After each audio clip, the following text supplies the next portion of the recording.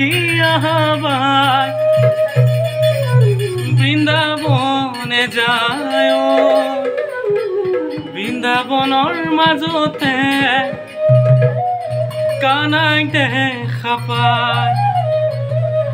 পানী অনা চলে ৰে ও ৰাধে মাই